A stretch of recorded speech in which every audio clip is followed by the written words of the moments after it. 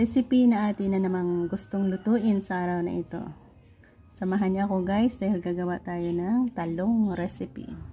So mayroon tayong talong, boil natin yan at samahan niyo ako sa kung ano pang mga ingredients ang ating gagawin para sa ating pagpapasarap sa talong ito. Pinakuluan hanggang sa maluto. Next steps ang ating gagawin dyan. Next natin gagawin, check out natin kung mayroon siyang uod sa loob. At i-flatten na rin natin. Ganyan.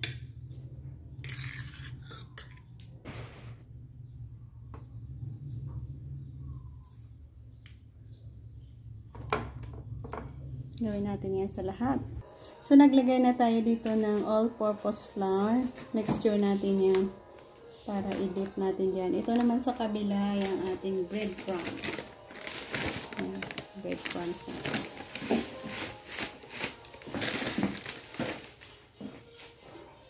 Dalawang pirasong itlog.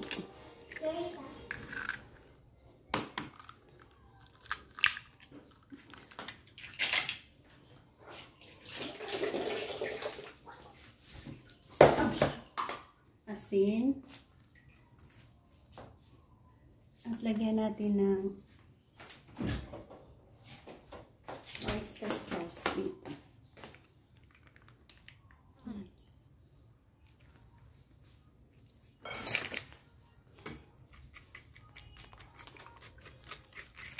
Mix.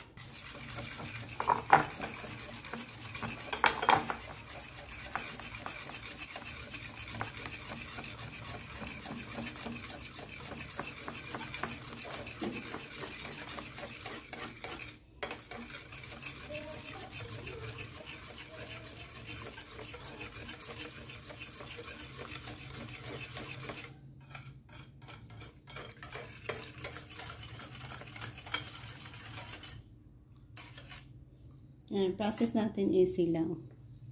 Dip in mo dito ang ating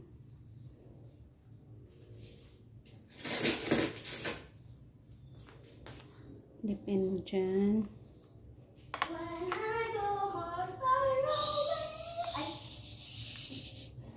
Tapos, pagkatapos mo dip in dyan, lubog mo dito sa ating breadcrumbs.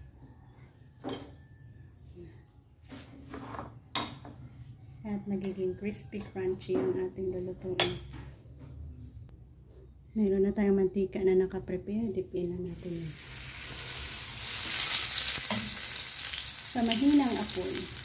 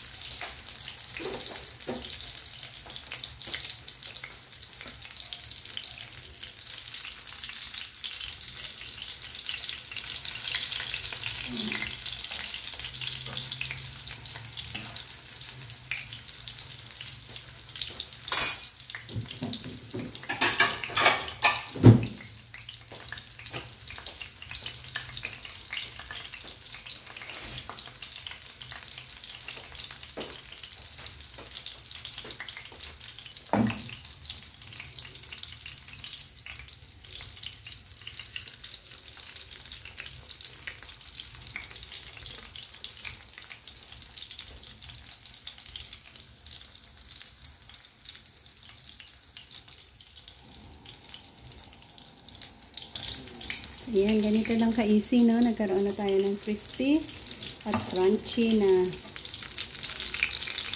talong recipe natin. Well done ito. Ang ganda, oh. Mm.